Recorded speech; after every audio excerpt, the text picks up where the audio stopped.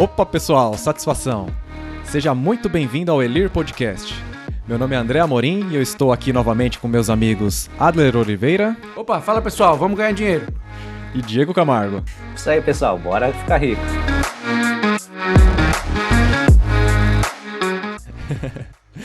Isso aí, a gente já tem um episódio aqui falando sobre investimentos, a primeira parte. Hoje a gente vai continuar falando sobre esse assunto. Na primeira parte a gente falou sobre investimentos renda fixa, a gente falou um pouquinho sobre tesouro direto. E hoje a gente está aqui para falar sobre investimentos renda variável. Agora a gente vai subir um pouquinho o nível aqui do assunto e vai falar sobre renda variável. Vai ter um pouco aqui sobre ações, trade, fundos imobiliários, investimentos aqui estrangeiros. A gente vai tentar falar um pouquinho sobre tudo aqui. Bora lá? Bora. Então a gente vai começar a falar aqui um pouco sobre fundos imobiliários, né? Que é um assunto bem interessante para quem está querendo começar a diversificar aí seus investimentos, já tem alguma coisa em renda fixa, está querendo começar a olhar para coisas diferentes. Temos aí fundos imobiliários, né? Fundos imobiliários, aquele tipo de investimento que a gente está investindo em imóveis, só que indiretamente. Você consegue falar um pouquinho aí pra gente, Diego, sobre fundos imobiliários e um pouco da sua experiência também sobre isso? Claro. Eu comecei a diversificar, na verdade, com fundo imobiliário, acho que agora em 2019, 2020, né? Foi bem recente. Até então não trabalhava com essa modalidade. Basicamente é o que você disse, né? Você está investindo indiretamente em algum imóvel. Então, os imóveis, né, os fundos que eu acabei escolhendo são fundos baseados em tijolo, ou seja, existe um prédio físico ali que eu estou sendo acionista, né? Então, eu fiz essa aporte e tenho direito ali a meus aluguéis, né? Recebo mensalmente ali uma cota que é redistribuída para quem tem participação nessas cotas. Eu acho muito interessante essa questão do fundo imobiliário, né? Você não precisa ter um imóvel, né, para receber o aluguel. Você faz parte de uma cota, né? Você é um cotista quando você compra, né? Quando você investe em fundos imobiliários, né? Você compra ali uma cota e você vira parte ali como se fosse, entre aspas, dono desse imóvel, no caso aí que você falou, né? Fundos de tijolos, né? Então o imóvel existe. E como sendo cotista, você tem direito a receber, entre aspas, um aluguel ali, né? De quem está alugando esse imóvel, né? Sim, então, uma coisa que eu acho bem interessante é justamente essa parte de você não ter o dinheiro desse imóvel e nem alocar tudo isso. Imagina que você até tem esse dinheiro e não é o problema você comprar imóveis e você alugar, né? Provavelmente é isso, você vai ter um imóvel, você compra um apartamento, você compra algum bem e faz esse aluguel. Só que é isso, você vai ficar na mão de uma única pessoa, você só vai ter um cliente, que é esse seu inquilino ali no caso. Uhum. Se tiver algum problema, ele não te pagar, então assim, você está colocando quanto em risco nessa jogada trabalhando sozinho, né? E o valor muito alto também. Então, participando em fundos imobiliários, você consegue participar de negócios que provavelmente você não conseguiria ter participação sozinho e você está diluindo esse risco com todos os outros cotistas ali, né? Então, sei lá, eu não conseguiria comprar um galpão que está alugando hoje para, sei lá, para a Amazon, porém, nos fundos que eu tenho, estou fazendo isso indiretamente, né, com a proporção que eu entrei nesse negócio, mas é isso, então eu não estou correndo esse risco sozinho, são os que eu escolhi, na verdade, foram basicamente em fundos de logística, porque é o que eu acredito que vamos ter muito evolução ainda, né, então todo mundo comprando cada vez mais online, tá necessitando de muita logística para fazer a entrega desses produtos. E foi a minha escolha. Só lembrando também, pessoal, que fundo imobiliário ele tem dois lados da moeda também, que muitas vezes a gente não lembra. A gente está sempre do lado que está pondo dinheirinho ali para construção de propriedades ou para aluguel, etc. E pegando nossos dividendos.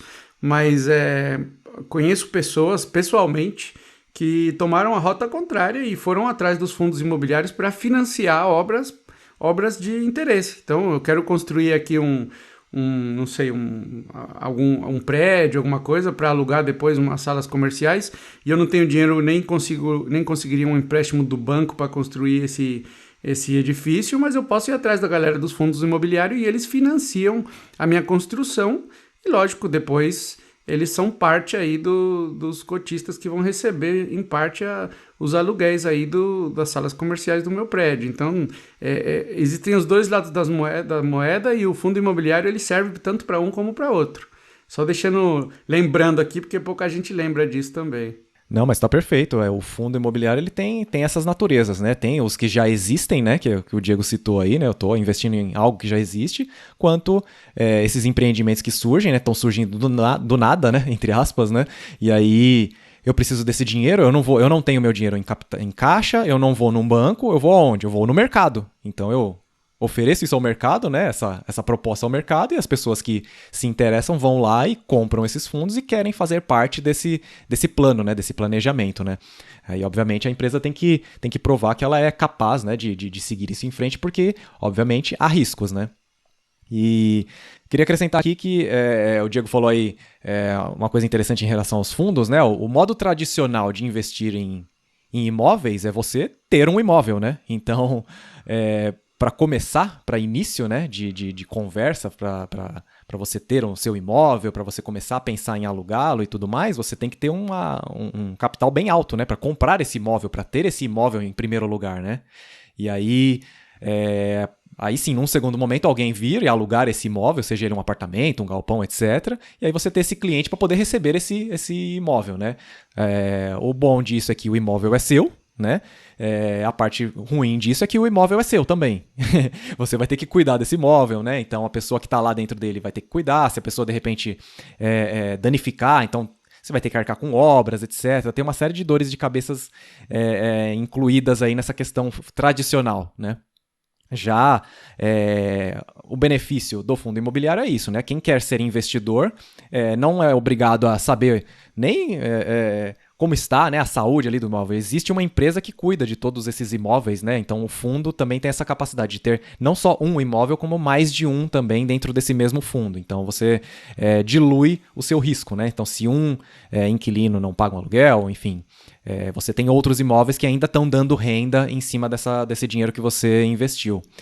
E aí, Diego, você comentou sobre galpões e aluguel aí de comercial, etc. Que mais? Que outros exemplos a gente pode citar aí sobre fundos imobiliários, né?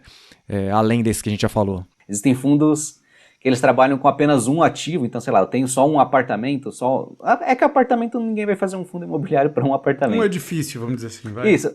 Então, eu tenho um prédio, eu tenho um galpão, né? Pode ser imóveis que tenham apenas um ativo ali, alguns, né, os que eu escolhi, na verdade, são multi-ativos, então, para diversificar um pouco. Então, se sair um cliente, não vai ter uma queda tão grande nas diferenças do que eu estou recebendo, né? É um pouco da estratégia que eu escolhi ali na hora de montar minha carteira com fundos, mas, sei lá, tem fundos de laje, então, sei lá, tem um monte de escritório, né? Sei lá, o Google não vai construir um prédio para isso, eles vão alugar um lugar, e esse lugar provavelmente tem um fundo imobiliário que já construiu os prédios e estão alugando para grandes escritórios, pequenos escritórios, fazendo esse negócio. Você pode comprar fundos, sei lá, de shoppings, né? Então, sei lá, você não é o dono do shopping inteiro, mas estão pagando aluguel para estar ali dentro, né? Vendendo tudo. Então, tem fundos baseados em vários segmentos do mercado aí, e tem também alguns fundos baseados em fundos também. Então você compra fundos imobiliários que compram outros fundos, e aí são conhecidos como os fundos de papéis.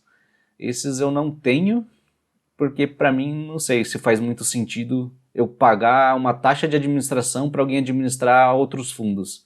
Eu prefiro comprar o fundo diretamente e fazer isso por conta. Porém, pode sim ter vantagens, porque, né, alguém profissional fazendo isso, com certeza vai gerir isso com melhor eficiência do que você com o seu tempo de estudo para investimentos, provavelmente.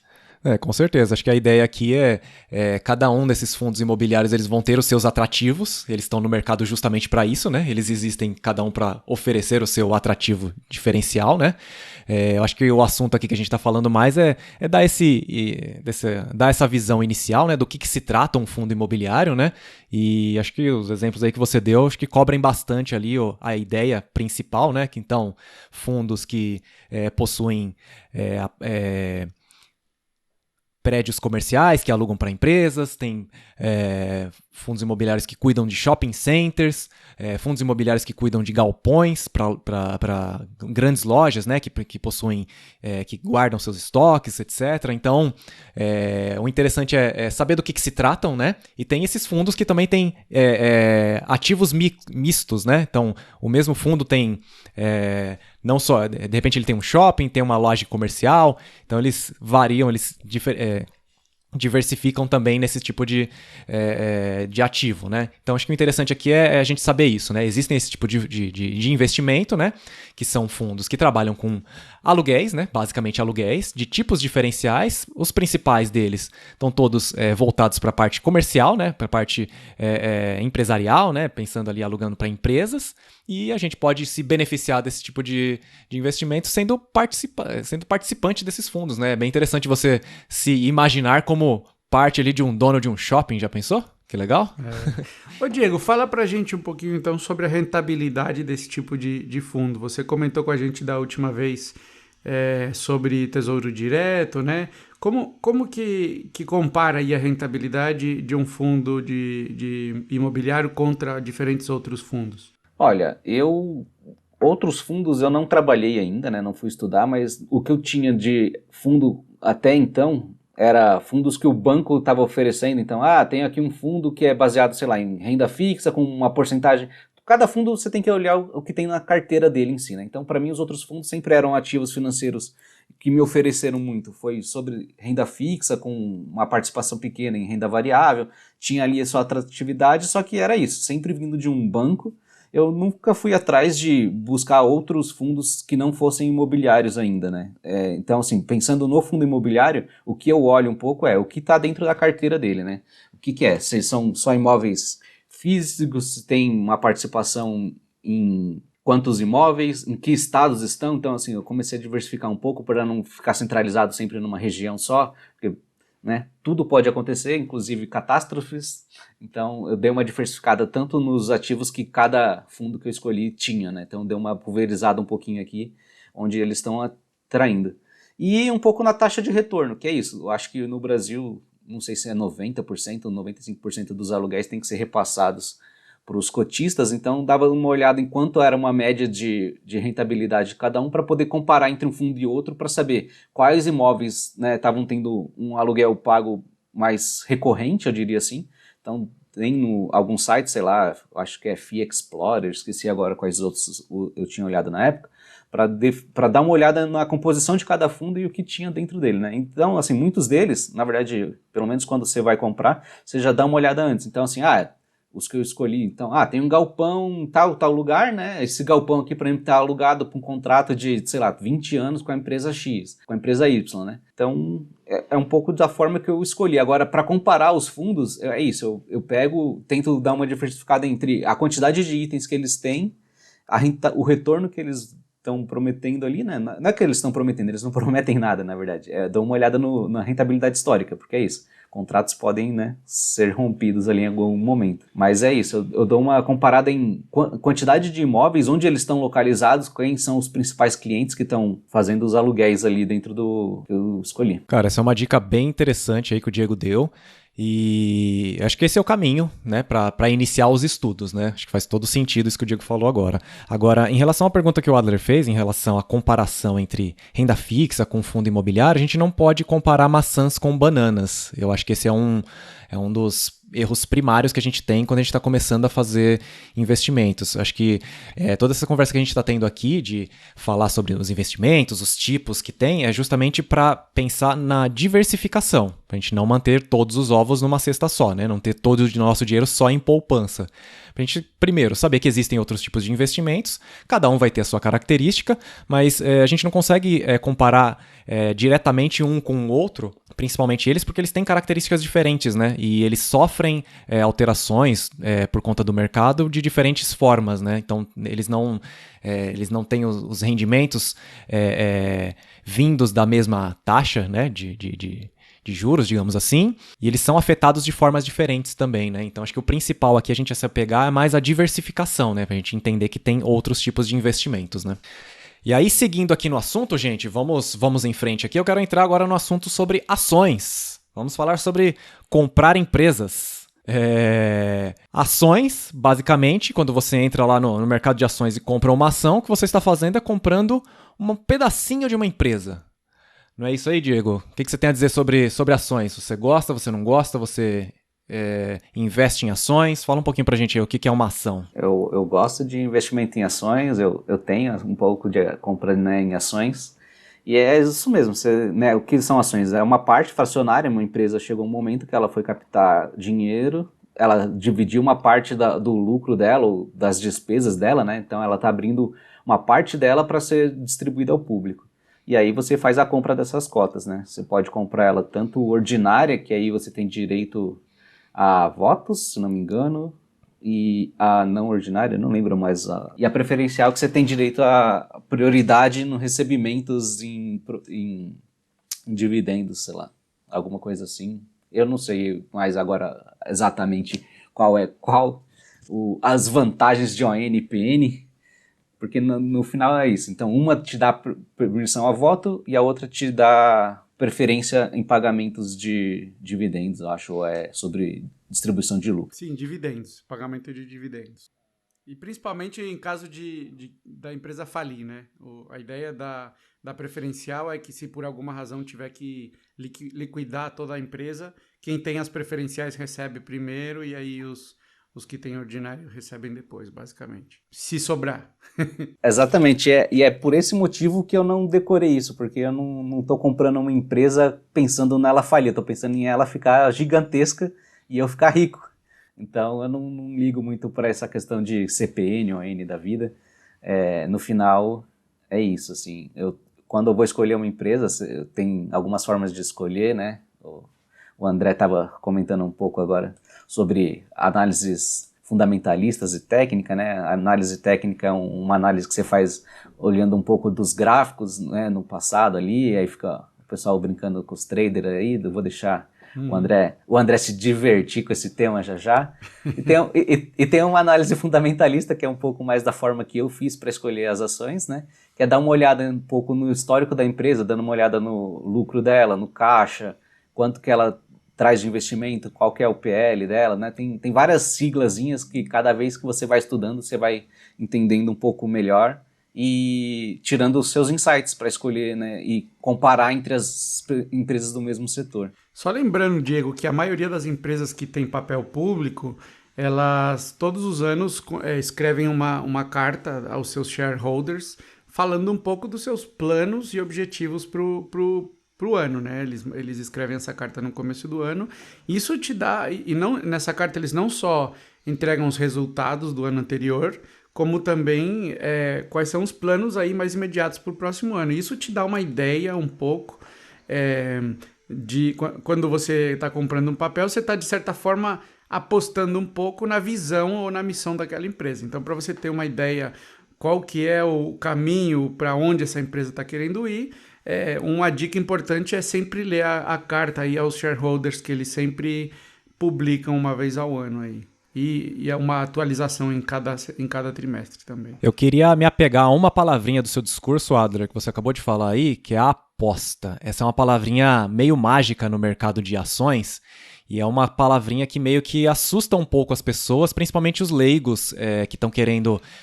que vem, né? Tantas notícias que vem todo dia no Jornal Nacional falando que a bolsa subiu, que a bolsa desceu. Existe um pouco essa mística que mercado de ações é um pouco aposta, que é um pouco loteria, cassino, né? Loteria, exatamente. E eu acho que é uma coisa que é bem interessante a gente desmistificar aqui, porque existe, acho que, muita desinformação em relação a isso, né? Então, por que a gente investe em ação, né? Por que eu vou querer comprar um pedacinho de uma empresa que é uma fração de nada de uma empresa? O que eu ganho com isso, né? Existem formas de ganhar dinheiro com ação, né? A primeira notícia a primeira coisa que a gente ouve quando a gente fala de mercado de ação é a pessoa que perdeu milhões de reais porque investiu todo o dinheiro que ela tinha numa ação só. E a ação caiu, e aí ela vendeu aquela ação, ela perdeu dinheiro. Então, você só perde o dinheiro quando você vende a ação que você comprou. Esse é o primeiro passo de todos. Então, você comprou uma ação hoje, ela valia 10, amanhã ela está valendo 5, você ainda não perdeu nada. Você só vai perder no momento que você vender. Esse é o primeiro ponto. Segundo ponto, o Diego comentou aí, análise fundamentalista e análise técnica. Eu acho que esses são os dois principais caminhos para se pensar em comprar uma ação, né? Antes de tudo, né? Para que eu vou entrar nesse mercado de ação? Então são duas formas, né?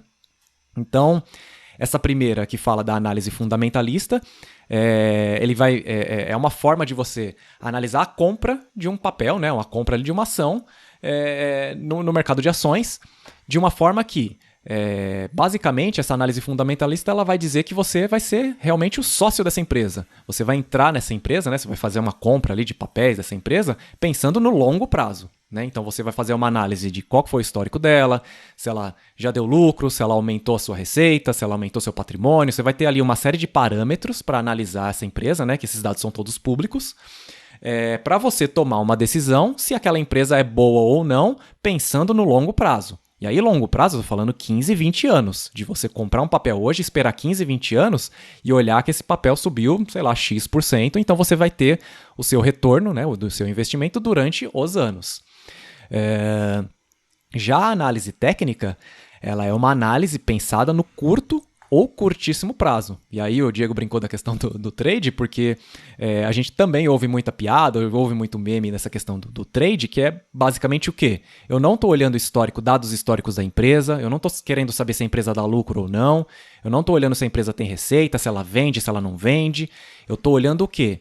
O gráfico, se o preço da ação subiu ou desceu. Eu estou olhando basicamente para o mercado. O que o mercado está pensando daquela empresa agora no curto prazo? Será que essa ação vai subir ou descer? Aí sim, eu estou trabalhando com a aposta. Então eu vou olhar uma série de outras características, uma série de outros números, pensando que o preço daquela ação vai subir ou descer. A análise fundamentalista ela não está preocupada com o preço da ação. Nem hoje, nem no futuro. Obviamente, ela está preocupada com o preço no futuro, porque automaticamente, se a empresa for boa, se ela der lucro, se ela continuar aumentando sua receita, aumentando suas vendas, obviamente o papel dela vai subir, né? Então, obviamente, o preço dela, o valor dela vai subir, porque ela é uma empresa boa. Então, ela tem valor. A análise técnica está olhando só no preço da ação hoje, né? Então, ela não está olhando bem para a empresa, ela está olhando só para o preço da ação, diante de uma série de movimentos. Então, acontece um coronavírus da vida, as ações caem porque o mercado fica com medo, começa a vender todas as suas ações, etc. Então o preço cai porque fica barato. E aí começa a acontecer um movimento inverso de começar a subir os preços, porque o pessoal viu que o coronavírus não era tudo isso, dá pra gente contornar, então volta de novo o movimento. Então a gente está olhando só o preço, só um movimento de preço. A empresa não mudou do dia para a noite porque o coronavírus chegou. A empresa está lá, as pessoas continuam trabalhando, né? Mas são duas abordagens bem importantes aqui e...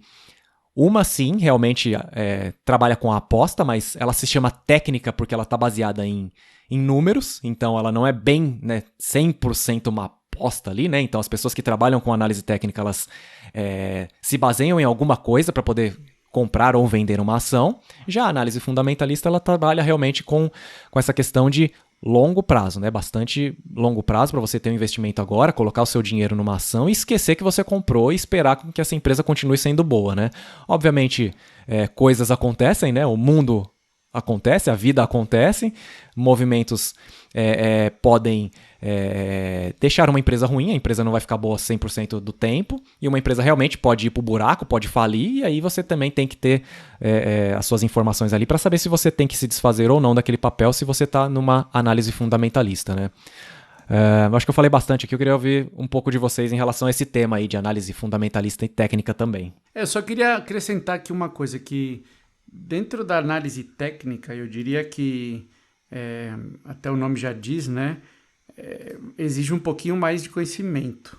Então, para você fazer análise técnica, primeiro você tem que conhecer todos os indicadores que realmente afetam ou podem afetar o preço de um papel. Você tem que conhecer o mercado e a forma como o mercado reage a certas coisas.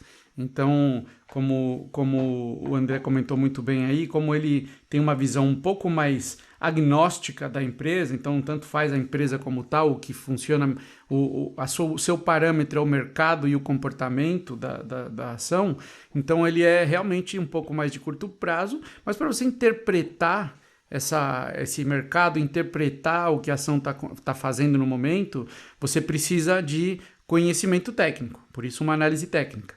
E isso não só o conhecimento, mas também alguma coisa aí de experiência, tendo feito um pouco aí de investimento já por algum tempo, você vai melhorando e entender um pouco melhor aí essas tendências e esses padrões. Então, talvez essa seja uma forma intermediária de investimento que já exige um pouquinho mais aí de conhecimento, mas é bem interessante também porque é uma das mais rentáveis, né? Quem domina bem essa interpretação do mercado e sabe fazer uma boa análise técnica, geralmente consegue muito, muito bons investimentos, aí, muito bons resultados, até mesmo em tempos de crise. Inclusive, tem pessoas que ganham mais em tempos de crise porque conhecem bem o comportamento que o mercado vai ter nesses momentos aí também, né? Exatamente, já que o grande foco é a oscilação, né? E no momento de crise tem muita gente desesperada fazendo movimentos errados por justamente não estar ou fundamentado ou por não estar bem estruturado com a sua carteira. Então, como eles trabalham em cima dessa variação, é o grande momento ali que eles com certeza vão ter muito lucro, provavelmente, se, lógico, acertarem, não é acertar, né? Ter o conhecimento para ter esse investimento. Porque é isso, é maior o seu risco, então você precisa estudar mais. É isso que eu acho que muita gente perde dinheiro porque só vê a parte do lucro. Olha, o trader ganhou tantos por cento em meia hora. É assim que se ganha dinheiro. Só que para ele conseguir ganhar aquilo, ele estudou, não está fazendo aquilo ali amadoramente, sabe? É isso que eu acho que muita gente perde e, sei lá, depois fica chorando falando que a bolsa tá tudo errado. Não, e principalmente se você pensar, não é um jogo de soma zero, né? O mercado de ações. Para alguém ganhar, alguém tem que perder, de certa forma. Então, quem tem maior conhecimento aposta na falta de conhecimento de quem está entrando agora também, de certa forma. Eu estou usando de novo aí a palavra aposta, mas sempre no sentido de conhecer e conhecer bem como operar, né? Mas, de certa forma, quem fundamenta principalmente o valor da ação e a forma como você vai vender ou comprar de acordo com a variação é realmente a resposta do mercado, que também está composto de pessoas aí que tomam ações precipitadas em certos momentos, né? Sim, então, eu, só falando então um pouco, eu sou mais da linha do análise fundamentalista, né? Eu compro as coisas mais para longo prazo. Então é isso, você ter na sua carteira papéis que podem passar por momentos de queda, né? Esse ano mesmo, sei lá, eu invisto basicamente aqui no Brasil, o Ibovespa chegou a 60 mil pontos, voltamos agora para a nossa faixa dos cento e poucos mil pontos, entendeu? Então teve uma queda grande em muitas ações, e é isso, você vendo o seu saldo, vendo o seu dinheiro saindo, você fala, vou ficar pobre? Depende, se você estiver desesperado, você vende no momento errado, que o mercado está desesperado, e você vai perder dinheiro, e não é essa a ideia, é justamente por que você comprou essa empresa, né? Então aí você vai e tem que lembrar, não, os fundamentos dela foram esses, eu conheço ela, vamos ver como vai sair os próximos relatórios, né? Uma coisa interessante é isso, as ações que você tiver, você continuar acompanhando esses dados fundamentalistas, porque elas podem ir mudando com os anos e aí sim fazer algum sentido você desligar ou não. Só um ponto a mais que eu queria falar sobre as análises, tanto fundamentalista quanto técnica, acho que na técnica um pouco menos, já que o fator, né, principal é você estar de acordo com o mercado e ganhar em oscilação, mas para análise fundamentalista principalmente, assim, então tem diversos índices ali que você vai olhar, são bastante números, né, da empresa, você vai comparar essa empresa com outra empresa do mesmo setor, para saber qual está sendo mais eficiente, porque é isso, no final, o que você está comprando é um pedaço de uma empresa, são pessoas que estão indo lá todo dia trabalhar para fazer esse negócio acontecer. Então uma coisa importante que você precisa fazer, junto com essa escolha, é que negócio você está entrando, entendeu? Então você está comprando um negócio, então compre o negócio inteiro. Poxa, é uma coisa que você acredita, que você gosta, é uma coisa, né? Então não olha só o número, mas pensa também um pouco sobre o setor, sobre a área que essa empresa está atuando, se isso faz sentido para você. Porque de repente você não vai comprar uma empresa que, sei lá, fabrica cigarro porque você não acredita que isso é uma boa, então, sei lá, é um papel que você pode descartar. Eu acho que vale um pouco você pensar um pouco também no que a empresa faz, qual que é o core dela ali. Esse aspecto da análise fundamentalista, né, a ética, eu acho também bem interessante. Eu vou ser sincero em dizer que eu tenho ambos, eu trabalho com ambos casos, né? Eu tenho meus papéis favoritos aí, eu invisto geralmente em papéis internacionais, mas mesmo assim eu tenho aí meu meu portfólio de alguns papéis feito justamente com esse aspecto de pensar, de acreditar, né, na empresa, na missão e nos valores da empresa. E para a parte de aspectos mais técnicos, eu uso uma técnica que a gente vai falar mais para frente aqui, que é em vez de ter que estudar e aprender, eu delego isso para um profissional. Então eu tenho um agente, uma pessoa que tem esse conhecimento e é capaz de fazer esses movimentos de médio prazo, e ele é quem me assessora aí a fazer esses movimentos aí durante o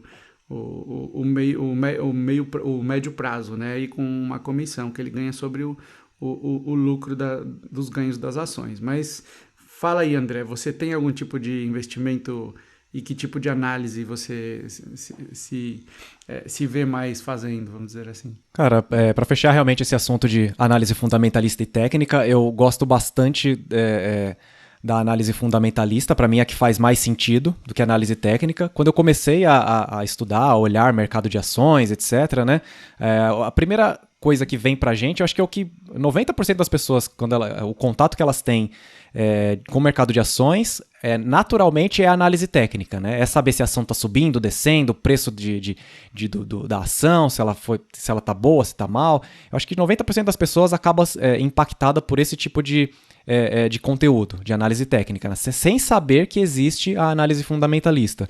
Então, num segundo momento, quando eu acabei entendendo e quando eu acabei aprendendo sobre a análise fundamentalista, ela funcionou para mim, né? Eu entendi do que ela se tratava e para mim fez sentido porque ela casou com o meu perfil de investidor. E isso é importante também para quem está ouvindo. Faça seu perfil de investimento e entenda se você é uma pessoa mais conservadora, se você gosta de mais riscos e etc., porque cada uma vai te ajudar mais nos seus objetivos. E acho que a última coisa que eu tenho para falar sobre esse assunto é o seguinte. Para resumir, a análise fundamentalista ela é mais simples que a análise técnica. Ela requer menos tempo que a análise técnica. Acho que até por isso que também casou bem comigo. Assim.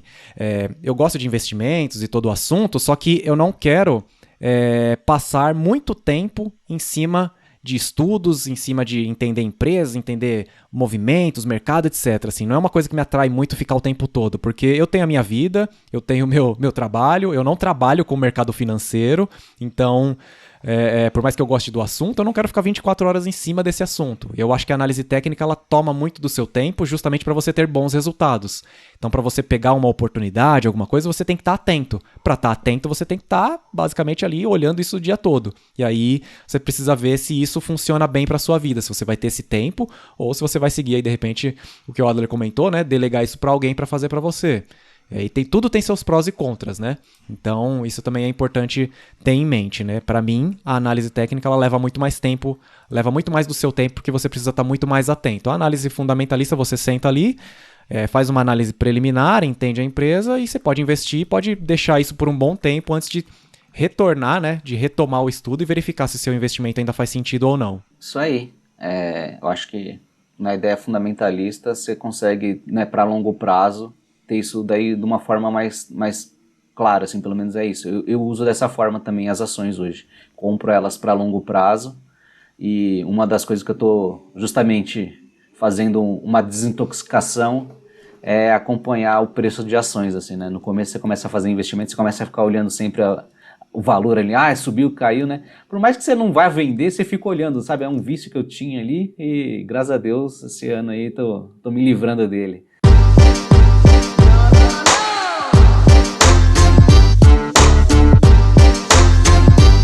Então, tem uma situação interessante, né? Que o extremo da análise técnica é nossos famosos amigos day traders, né? Que estão ali olhando grafiquinhos o dia inteiro e tomando decisões em segundos ou usando a ajuda dos robôs aí para tomar decisões em microsegundos, né? Nanosegundos.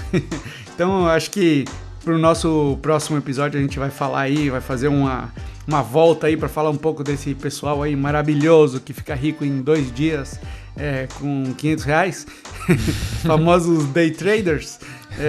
O pessoal fica comprando carro em meia hora, fica pedindo lanche no restaurante ali, falando, vou pagar aqui, ó, com trade rapidão. Aí, vou fazer um trade para almoçar, peraí. E como o day trader ficou rico vendendo curso. Exatamente. Porque se fosse fácil, todo mundo tava rico, galera. O cara, ele é day trader e ficou rico. Só que ele ficou rico vendendo curso, não fazendo trade. Provavelmente esse trade dele nem é real, assim, fazendo trade com tela fake e emulando só pra... Não, mas eu vou... Polêmica, polêmica. Mas eu vou falar o seguinte, isso aí vai ficar pro próximo episódio, mas eu vou trazer aqui... eu conheço uma pessoa que viveu durante 2 anos como day trader, e aí eu vou falar para todo mundo aqui quais foram os resultados, considerando aí os 2 anos de day trader que ele fez, o que ele aprendeu. Eu tenho um testemunho legal aí, então eu vou contar aí no próximo episódio.